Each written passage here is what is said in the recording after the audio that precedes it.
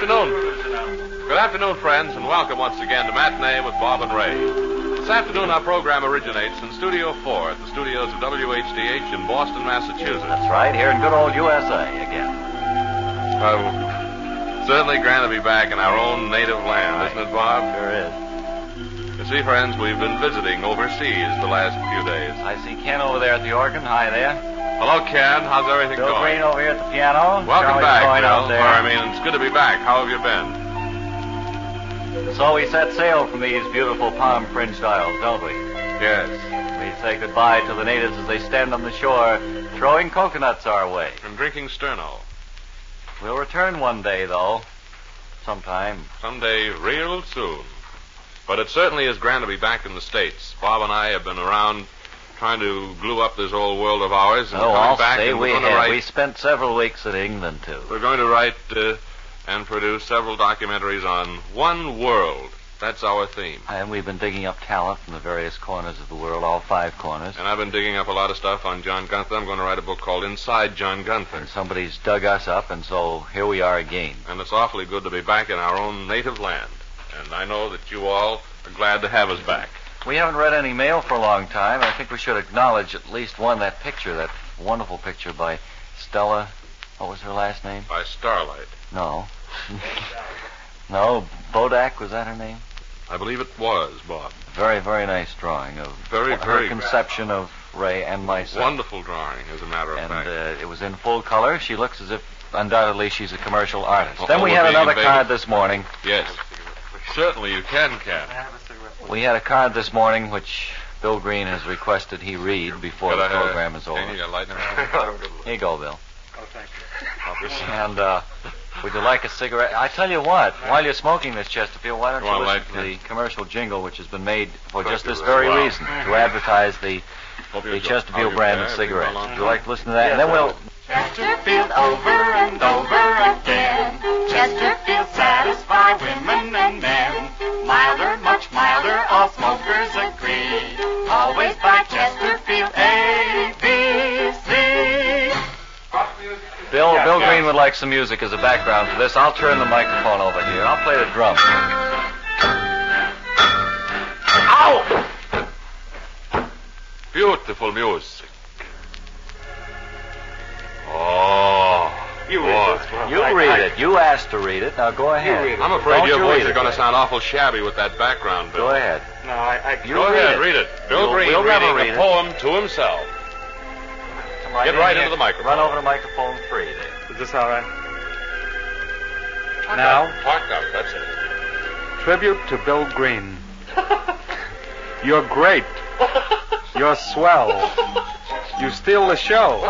Isn't that your swell? Let me look at that again. That's all right. Just That's what I thought. Oh, I get it. Your rhythm's always zealous. Your voice, your charm, your subtle wit. Of these the stars are jealous. You're strong, you're kind. You never mind the insults that they're saying. Hello, I'm from the local AFRA office. Who's this bum on the radio here? He's some gook reading the poem to himself. Well, okay, but don't let it happen again. Okay, I won't. More music. He can't play it. You just smile back, although you're hurt, and keep on with your playing. They sauce, they boss, they mimic. Oh, To them you have to be kind. oh. You've mouths to feed and rent to pay. Yes, life's a toilsome grind. We should have the money Green has. I don't think Green forgets that, do you? Either? And the person who wrote that should have the money he has. So hats off to you, mister. You'll keep on being seen as a guy who saved the program. That's right. You're William Green. Isn't that nice? It brings a tear to my eye. And it's going to bring several to Green's unless he gets back to the piano. You must read this one, too. Oh, yeah, this one arrived this morning. Thank you. The whole gist of this next one is, does anybody have a grand piano that they want to give away? Now, have you ever heard of anything more foolish than that? No, I haven't. Grand Nobody pianos... ever wrote a poem for me because nothing rhymes with Kenneth. I know it. I think that's the trouble. Although something certainly could rhyme with Wilson. Something could, but I can't think of it offhand. Orange, that's about the only thing I can think of that rhymes with Wilson. Now, get funny. These two fellows, Roger Harris and Peter Stevens, who are They're two living in grand town. gentlemen.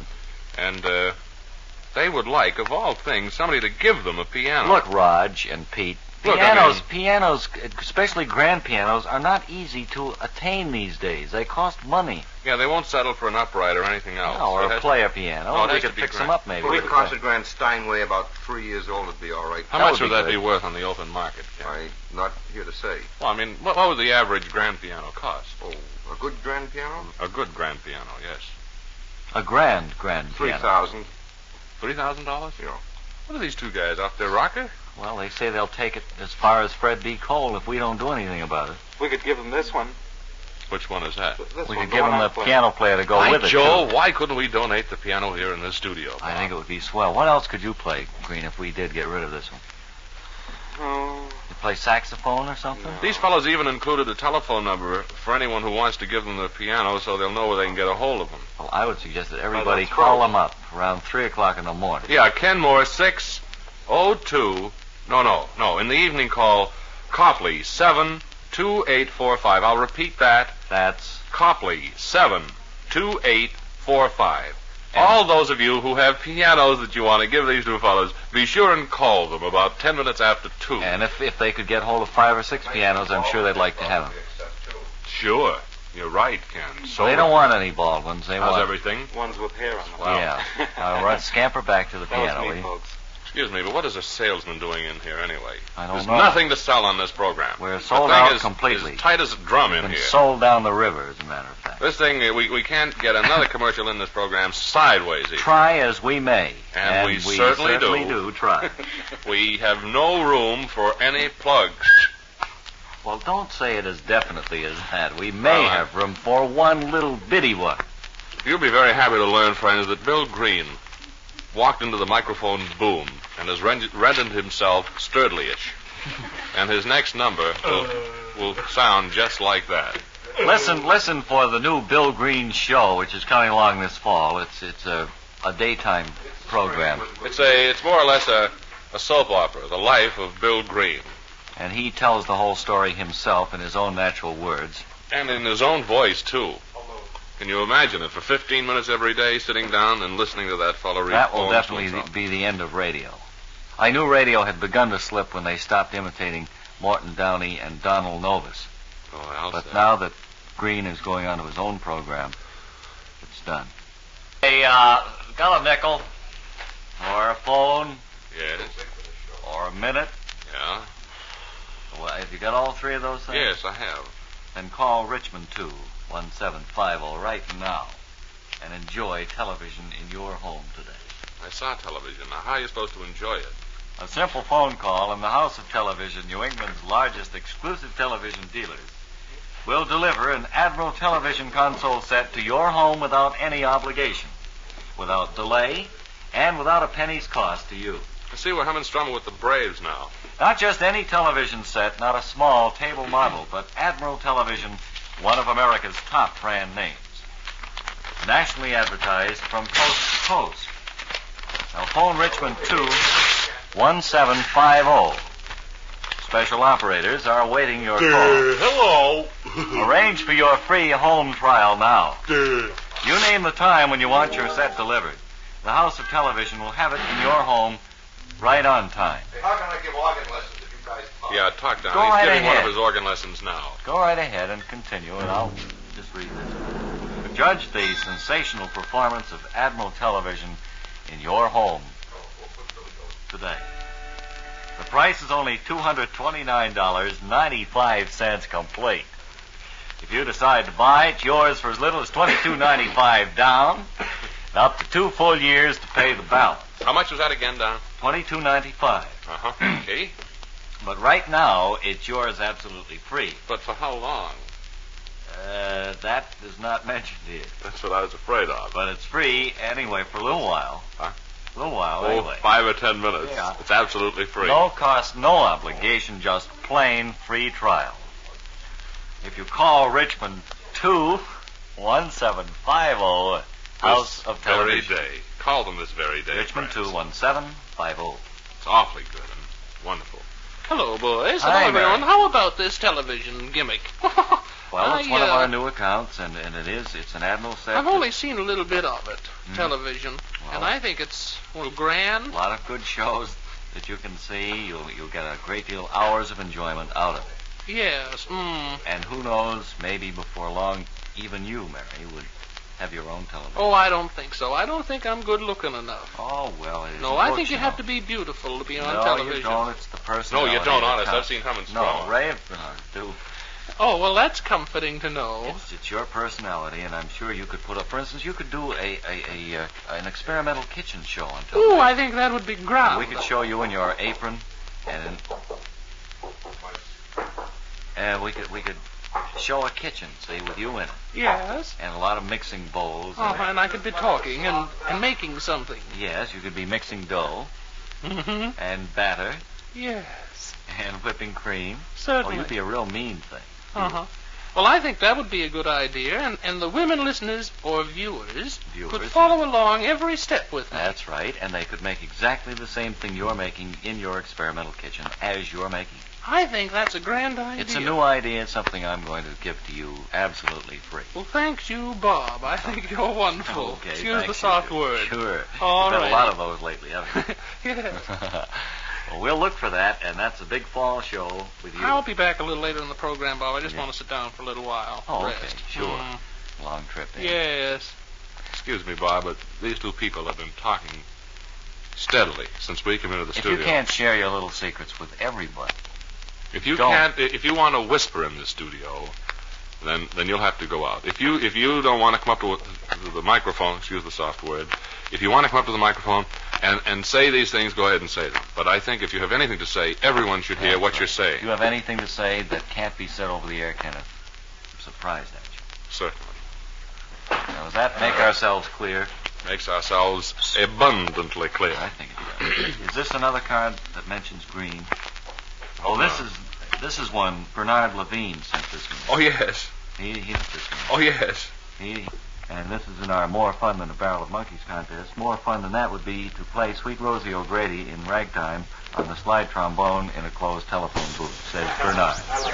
Bill picked that out of the stack of things we had this morning. I think that's very funny. In fact, that was the only card. Bill Green is okay, that one for Candy. Mm-hmm. All right, well, that's just $1.15 if you're interested. We think it's rather an interesting point to bring up about this time. I never think the time is very interesting, Bob. Well, some people. Maybe some people are just getting up now. Not this time of the day. Early in the morning, I can see... I can't go on with this constant hum in the background. Now, either you'll have to conduct yourselves like ladies and gentlemen, or you'll have to leave. It's very disconcerting. Thank you. Okay. Now, what was I discussing, Bob? I don't know. It was disgusting, though, whatever it was.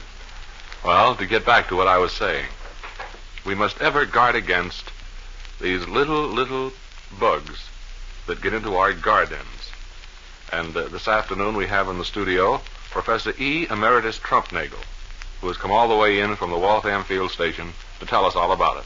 Professor Trump. I beg your pardon, it's not the Waltham Field Station, it's the Waltham Filling Station. Oh, yes. I work out there doing it. All right, sir. Would you go right ahead and tell everyone about Yeah, those? well, you only get little bugs in your garden maybe now that the rain has started to come down again.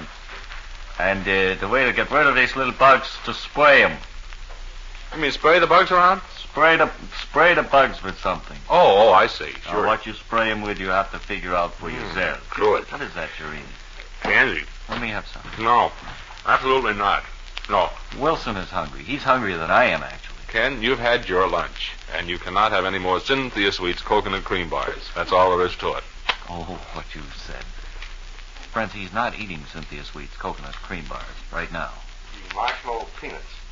Is that what those are? I don't like those anyway. Why don't you get jelly beans again today? I don't know. I thought I'd switch You today. lose those fast. I thought I'd switch to some marshmallow peanuts.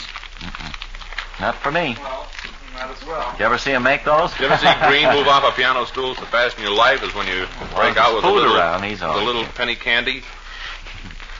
There's nothing like penny candy. Well, what it's did you too take late it for? now. Certainly it's too late. You had a note, did you, from the casino? Yeah. Bill. Yeah, would you bring it over to me, We might please? not their day, but we could read it, I suppose. We'll read the little note. They're not... Something else that goes with What is it, a thank you, bread and butter note for our last appearance up there? That's what they fed us. Oh, yes, of course. Now then, let's see. He goes on to say, at the casino this Friday and Saturday, Tucker's, the most amazing mind-reading act in America. And Bob and I are going to give you a preview on how they operate. We have the Swami up here on the stage. How do you do, friends? I'm He is completely blindfolded, and I'm going down into the audience and pick out various members. I'm going to whisper to them, ask them their names, various questions. I'll in turn shoot the question back to the Swami Goulding here on the stage. And he, without benefit of any trick code, signal, or other I technical use nothing, device, really, friends. Nothing except will be able to answer my these terrific questions. intellect. All right, Professor. Can you hear me up there? Yes, I can. All right, I'm down here in the audience, and I've just spoken to a young lady in the front row. Yes? Can you hear me all right? Can't see a thing. Can you? What? You can't see anything. No, I can cannot you? see a thing. All right, sir. I'm talking with this young lady over here. I want to know what her name is. They told me she just came in from the valley, didn't you, madam? Yes. What's her name, Professor? Lily. That's right, Lily of the Valley. Certainly. Wonderful. Now I'm going to move over here. I've been speaking with another man over here. He's sitting in this chair right here. What's his name? What did you say? I said he's sitting in this chair right over here. That man's name is Morris. Right. You see, we use no trick codes, no secret signals, or anything of the sort. Now I'll move back here. Let me see. What was this fellow right over here? Let me see. Hurry along with those questions, please. Not going too fast for your for your powers of thinking, am I? No, I Okay. don't use nothing either. I know you don't. Now, let me see. This fellow over here thinks he's safe. Don't you? He does? Yes. He isn't twins. No, he isn't. Come on, you dog. You can get the answer to this. Bernard is his name. Right. Bernard is his name. Now, that's just a sample of what we will do in the way of mind. Oh, it's not us, is it? No, it's the Amazing Tuckers. The most amazing mind-reading act in all America. And, of course, we gave you a preview on how they go about their little act. And if they can tell within $50 of how much Sammy Eisen has in his pocket at any given time during the show. And I might add, it increases during the evening, too. Yes. They will be able to win a valuable prize for themselves. Sure. Oh, gee. An all-expense trip back to the booking office. Well, now it's time to go over to River's Mouth, I see by my schedule here. See, he's not paying attention. Oh, you have You're not paying attention. wrong theme song. Ken, stop. Bill, you'll have to take over. You haven't got your Ken has mind not been paying attention on at your work. all today. Your mind is on something else, and I can't tell what it could be. But it just isn't here. The Life and Loves of Linda Lovely, written for radio by A. Carrington. No, Ken, It's you're too late no, now. Too late. Well, carry on, Bill. It's written for radio by A. Carrington Love. Stars Much Marcia nicer. Van Alshot as Linda, Should have Shirley been paying Sturdley as attention. David. A parade is going by Linda's house today as she and David stand at the window looking out. What parade is Wait it? a minute. A crackling fire is going in the fireplace. What parade is it, David? I don't know, Linda, but I don't believe these there's a men... little two-headed McGee with the scouts. I don't believe these men have ever marched before. They don't seem to be able to keep step with the music. They're marching in three-quarter time. Now they've stopped. No, they haven't. They're Yes. moving along again now. Yes, they've stopped now, David, darling. Now, what's all the noise down there, Uncle Linda? There's a parade, Eugene. Uncle Eugene, please, treat Sorry. me with the respect that's due. Everything else is. That was Uncle Eugene. Is he still in the attic, Linda? Yes, my darling. Aye, he's been there a long time. But Have he's you eating... been feeding him? Oh, yes, he's eating regularly. Yes, but I ain't eating too good up here. I don't know why I don't come down and sit at the dinner table like any sane person would do, except What? that I'm not. You're off your rocker, Uncle Eugene. That's why you stay upstairs. I knew there was something I'd forgotten. What? Getting that rocker fixed. Well, That the was one that I broken fell nearly a through. year ago, Yes. right That was after that I nice returned chair. from deep, dark, dank Africa. Yes. My brave, Bold. old, Brown. baggy Bronze. band of Baggy. banditos. Bronze. I came back empty-handed. Yes, my darling. And I was in search of the missing Edward Mercer. You see, today's program is more or less a synopsis to bring the whole thing up to date for people who haven't heard it. Yes, and then I fell through the rocket that was bequested to me by my bequesting grandmother. When she died. What? When she died. Yes, before she died. And then we looked in on... She said nothing.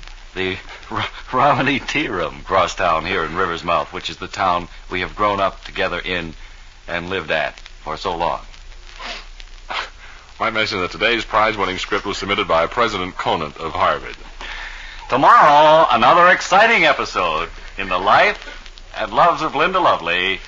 Another program in radio written by you, the listener. Who will be our winning author tomorrow? Somebody from Little Rock, Arkansas. I'm sure.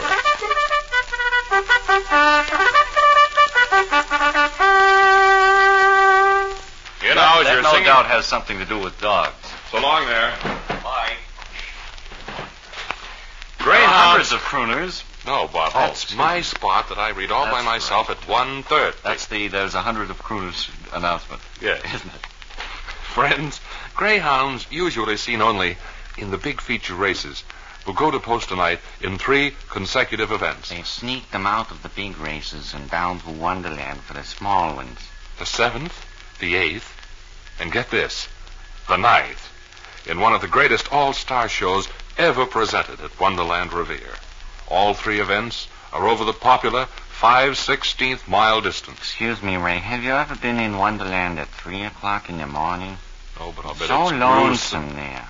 Bet it's very lonesome. It's lonesome, and the flowers don't look as pretty as they do at 6:30. And the dogs baying. At the moon. Anyway, friends... If the moon is out. Here... Of course, it's always out, but... Here are the clouds don't cover Yes, it, I mean. yes, of course, Peter. Now I go. Thank you. Go back into the wall, please.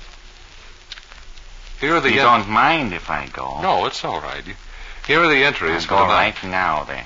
Twilight Harmony. Now. Twilight Harmony. Has he gone, Bob? Yes, he has. Now you can go along with your commercial. I thought I'd check with you. Twilight. He always interrupts you like that. You start into these things Look, you can't finish. Excuse me, Bob. Go ahead. We only got another minute. I'd like to read the entries for the featured night. Okay. Do you mind? No, go ahead. Twilight. This is at Wonderland Revere. Of course, sure. Okay. Twilight Harmony. All down right here. Happy Event. Full Steam. Oh, why he drops up so much anyway. Harlan. Rushaway. Welcome Stranger. Tulare Rose. Did you call me back again, Ray? You said welcome. Yeah, but you're no stranger. Oh, we know you. Go back there. And our final entry in the feature night is good old Ruby Swift. And now to continue this announcement, who's playing the part of Ruby Swift tonight? My friend Spring Bind. Right Post time, first race, 7:45.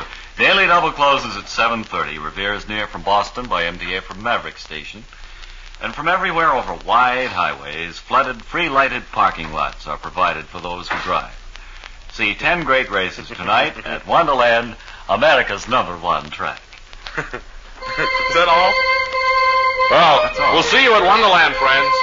This is Robert Swayze saying goodbye and swayzing out of the studio. This is Matinee with Bob and Ray. Ken Bell plays the organ. Matinee with Bob and Ray. Who plays the organ? Ken Wilson and Bill Green plays the piano. That's music. That saxophone player is a ghost. Is he being paid? What? Is he being paid? Oh, yes.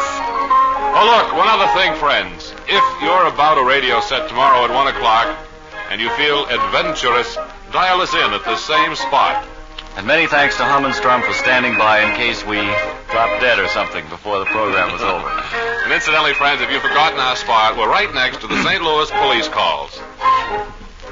This is WHDH in the city of Boston. Certainly. Will you stop, musicians? I'd like to read something.